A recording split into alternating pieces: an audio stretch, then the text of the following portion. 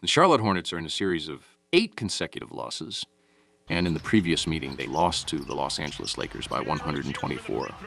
118, with 41 points from Miles Bridges and 33 points from Brandon Miller. They are in 13th place in the Eastern Conference with a record of 10-39.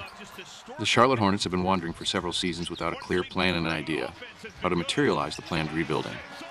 Season after season, they don't manage to do it. And this season is another proof that the organization is still not at a high level.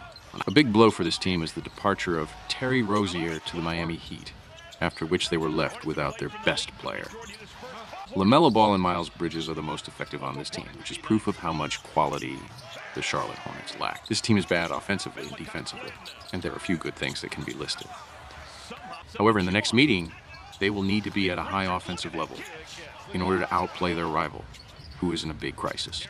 In the previous game, the Toronto Raptors lost to the New Orleans Pelicans by 138.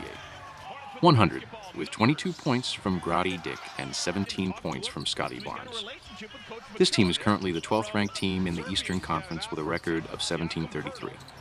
The Toronto Raptors are going from defeat to defeat and deepening the crisis more and more. This team has played with a lot of ups and downs since the beginning of the season, and it seemed that some changes were needed.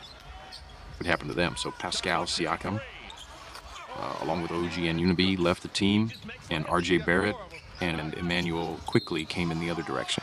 After the initial successes, there was a new decline in the game, so the Toronto Raptors are currently looking very bad, so much so that even the relatively good games of Scotty Barnes do not help at all. This team must first of all be at the necessary level defensively in order to be competitive against NBA caliber teams. In most of the last few meetings, Darko Rajakovic's team does not show that, which must change already in the next match. This season they played twice, and the result is 1-1, absences and injuries. The Charlotte Hornets are complete. Markieff Noel, Jonte Porter, and Gary Trent Jr. will not play for the visitors, while RJ Barrett is questionable. The Charlotte Hornets are in a series of 8 consecutive losses.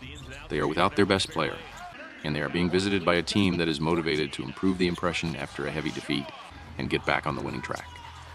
The home team looks disastrous, so the poor form of the Toronto Raptors cannot be taken into account as much here.